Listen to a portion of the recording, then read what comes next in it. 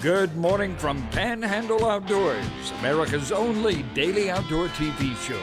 Your source for fishing, hunting, and information for folks who enjoy the great outdoors. Now sit back, relax. It's Panhandle Outdoors.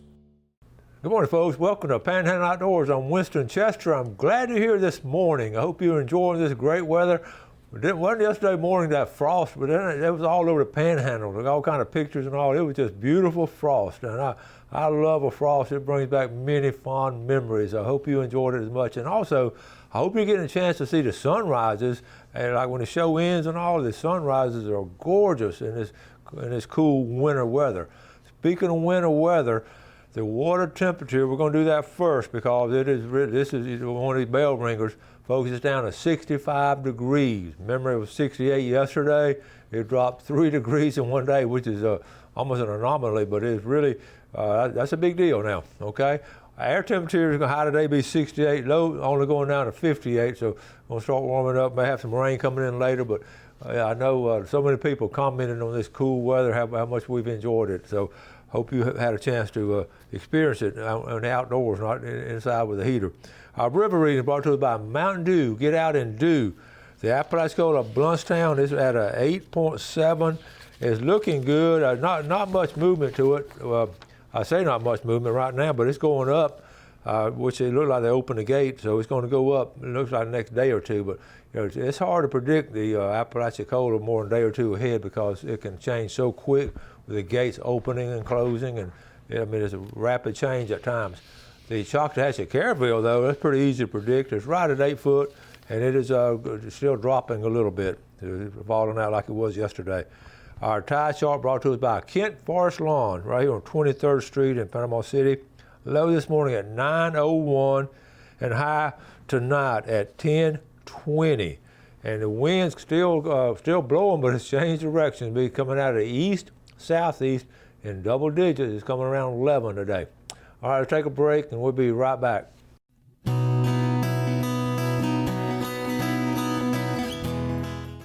Okay, welcome back. Always glad you joined us this morning, or when you do the DVR, or whenever you're with us. Some of y'all watch it later on in the day and at night and all that, but we just appreciate the viewership. Let's take a look at this little sign. Some of y'all may recognize it because sometimes someone unexpected comes into your life out of nowhere. It makes your heart race and changes you forever. We call these people game wardens. I know that don't apply to any of our viewers. All right, here we go. Deborah Gillespie and Perry Gillespie sent this.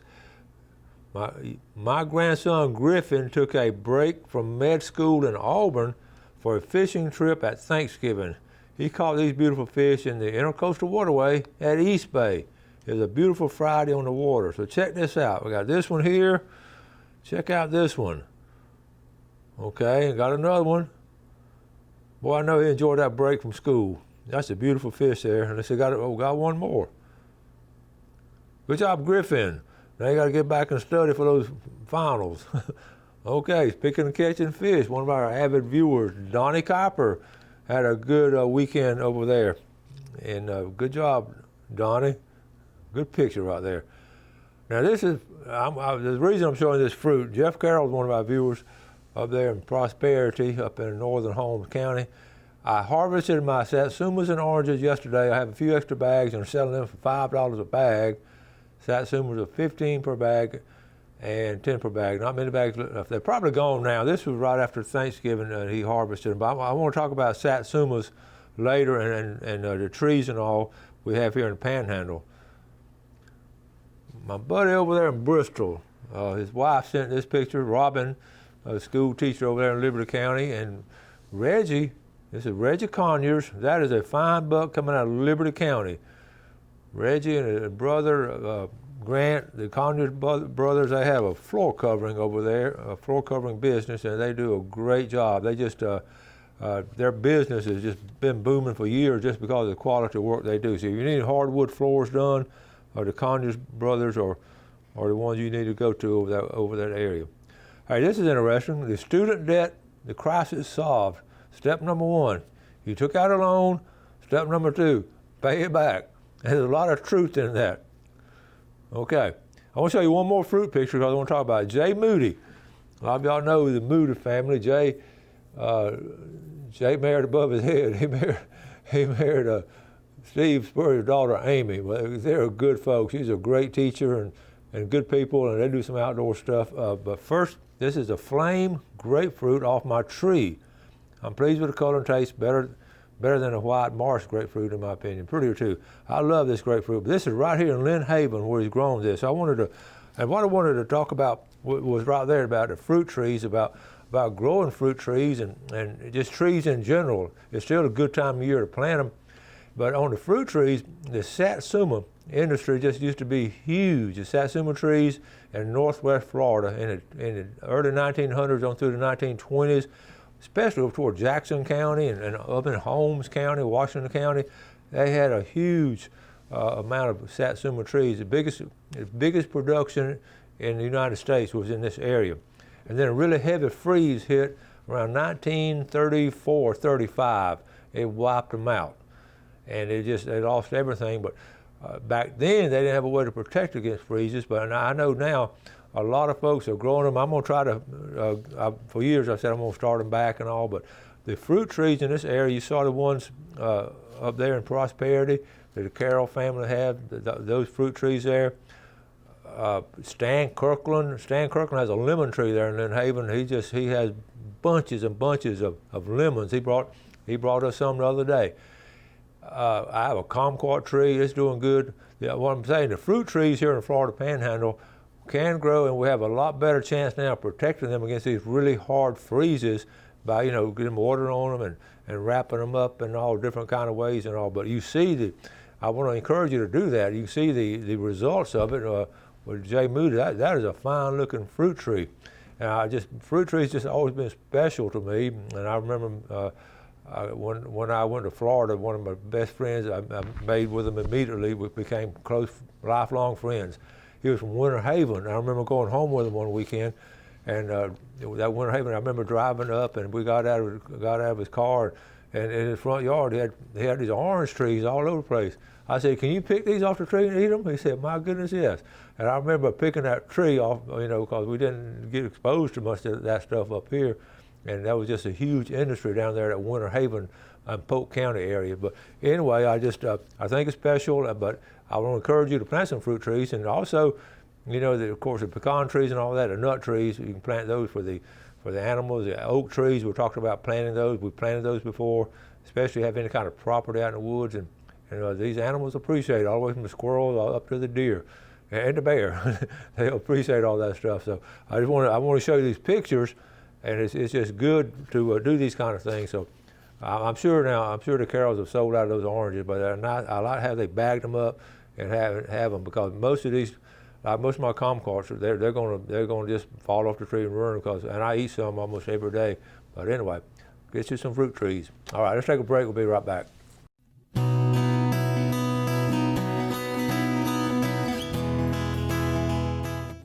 Okay, welcome back. And also a couple more trees: the persimmon tree, the hickory tree, the hickory nuts, the persimmons. We don't eat a lot of them, but the animals love the persimmons. So all kind of bushes like that and trees are just good for our area. So if you get a chance, do things like that. Don't forget now, this weekend, speaking of the woods and outdoors, the youth hunt is this weekend. 15 and under, got to be accompanied by an 18-year-old. And you can't do it in the management area, but I know I've seen a couple of posts where people have offered to, let someone come to their place and they could shoot anything but a spotted fawn, which is that's what we want to do. But anyway, a lot of y'all are going to take advantage of that. I appreciate you doing it. Okay, now I want to speaking of deer, that picture I showed of Mr. Revere out of Vernon when he took that big buck over Thanksgiving, and it was just interesting reading the details on what he did and how saw it that morning, and then how he changed, how he actually moved his stand and put it in the opposite direction because of the wind. Now that's just been on my mind lately. Why just smart? Those little things like that is what separates the good hunters from the great hunters, and I think Brian is about to get that category of being a great hunter. But it's because of that. And I started thinking about wind direction, and we often don't talk about it enough. I made a couple of notes on wind direction and deer. I was looking at it last night. I always, when I plan the show, I always like to just get online, look at research and this and that, and then I have my own mindset on what I believe and what I've experienced, and I sort of blend that all together to share with you. And one of the big things is to always know the wind direction, and that is so true. And now with the technology on the weather reports and all, we can see it way ahead of time, and we know where to put our stands. One of the things one guy was talking about, he hunts over Mississippi. He likes to put his stand close to the travel path. You know, you can look on a travel path, you sort of know where they're coming from and where they're going if you hunt the same area. And like the Register family, they pretty well know the direction the deer is going to go. And it'll be interesting to talk to them about how the wind affected them on what they did. And also, you want to, if you can, back up to an area, put your back to an area where it's sort of deer-free, or a deer-free zone, let's say like a pond or a big field where they're not going to walk across the middle of the field, or a road, an old dirt road or something. Put that to your back and then look out, if especially the wind's coming in that way. Of course, you want to be downwind. I wrote this down. This is something, it just hit me last night, and I've done it before without even sharing it with anybody, but I get on Google Earth, especially on looking at places, not just, I looked at my granddaddy's place and the little 40 acres I have, and I've always looked at it, the place up there in Calhoun County, but I don't just look at my property. You look at the property around you, and you find your creeks, and you find out if the wind, they're going to come up out of a creek area. And we know that. They're going to come up out of some kind of, if there's a creek close by, they're going to move along the creeks, and then they're going to come up the feed and sort of go back to a safe area, or they're going to bed over here. And the wind direction is so important. So I just want to talk a few minutes about that and share that with you and know where it's coming from. Also, I wrote down use scent block, use scent block. And my first exposure to that was many years ago. We didn't think much about it, but the first person I really heard to talk about it seriously was Ronnie Groom. And you know, Ronnie did clinics way back before it became popular up at Westerfelt Lodge. And one of his favorite things he talked about was the night before, or the day or two before, he would take his outer garments and he would find pine straw, and he'd roll up his outer garments in pine straw. This is really before we had scent block. He was just doing that and let him put them out in his garage and let them sit there. And sometimes he'd leave them outside for a day or two. And that was one of his secrets in the early days, was just rolling up his garments and that. So just some really good stuff. So anyway, that's enough about the wind direction, but their nose is their best defense mechanism. So know that as we're going into it. Now I wanted to change channels now, going into, I mentioned the situation yesterday about the museums and all, about how we have some really good ones here. I know up there in Calhoun County, they have that center where it's not really a museum, it's just a pioneer village. And up in the Phoenix Springs, they've got some historical collections. Apalachicola does. St. Joe now has the lighthouse there. So many communities recognize their heritage of the old timers doing particular kind of work. And I've mentioned St. Andrews for a while because it's sort of close to my heart, because I became so acclimated to the folks down there and been here so long, and then knowing the old timers. And I'm so proud of the West Printing Museum, and I said it would be so neat to add some stuff to it. So I went back to my book, and just in my first 20-something pages, I was talking about boat building, and just in the first 20-something pages of the book, I want to show you. I just want to quickly go through some pictures and all. Okay, this is I got tickled because just in the early part of the book we started talking about. We got up there now, Jeff. Okay, well, here we go. Here, I'm just going to show a few pages. This is where the Oaks by the Bay Park. This was the Ware family that lived there. Were there, and then notice they built their own boats and all. So you can notice, look at here, right here. This is in 1887 in St. Andrew. What do you see? A big old dock coming out there to sail boats. And they didn't have many roads and everything. And then what about this? This was built right there in the lower right-hand corner. That was built by Ed Hand, and Mr. Lambert Ware owned it, Captain Ware. Okay, so again, this is the first few pages of my book. What about this boat right here? This was launched in 1904. It's built by Ed Hand in St. Andrews. How about this right here, the Nancy Lee? Okay, it was the Ware family had it. This again, it was built by Ed Hand in St. Andrews. And what about this? This is Captain Otway Ware's boat. Okay, you're talking about a heritage a boat building. Okay, there's the Nancy Lee there. Okay, then let's see one more. This is Gladys, and this was actually built up north, but Mr. West owned it, and this is the first gasoline engine. And one more. Look at the little boats they built. This is by the little lake over there in St. Andrews. And so I just the boat building heritage. And here's Captain Ed Hand, and I want to mention. Okay, look at he built some fine boats, and okay, here it is here again. But okay, that's the list of his boats. So you see the boat building heritage in St. Andrews, and boy, it really needs to be recognized. Look at all the boats he built. Anyway, what I wanted to say, out of all the people, I looked up all these families and all, I had more trouble. I could not find any of the descendants of Ed Hand, the boat builder. And because I was just fascinated with his boat building there in St. Andrew. And I finally, Mr. Moats told me about where he built. I was trying to figure out where he built it. And one of the cool places, I tell you what, we'll take a break. I'm gonna come back and show you where Ed Hand built all those old boats in St. Andrews. So let's take a break and we'll come right back.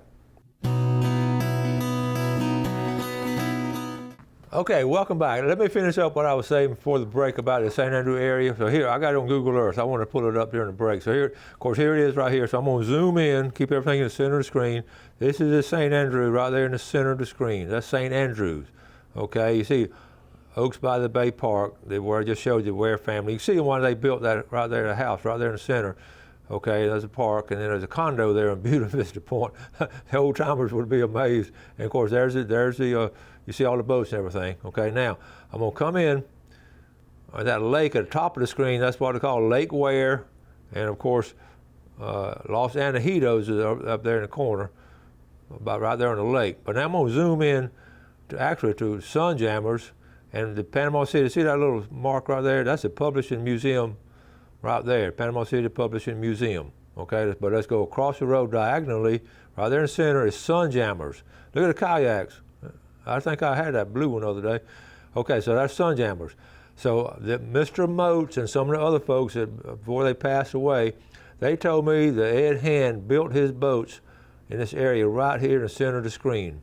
There used to be a post office, and Mr. Moats said back behind the post office, and of course, Sunjammers is an old post office. So this is where Ed Hand's boat shop was. And I don't know how important that is to people, but to me, when you appreciate heritage and all, and try to flash back to those areas, I figured, I don't know how many people even know that anymore, because like I say, anyway, I couldn't find any of his family and all these other family descendants. I was able to talk to them, but Ed Hand was a prolific boat builder, and I just couldn't locate them. If any of y'all know any of the Hand descendants, they have a great heritage they should be proud of.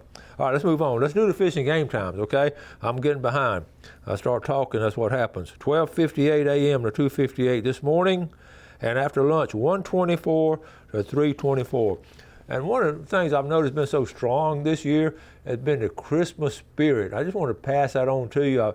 Not that we've been going shopping that much or going out that much, but just people's attitude I've run into, have talked to, and seen posts and everything. Everybody just seemed so happy.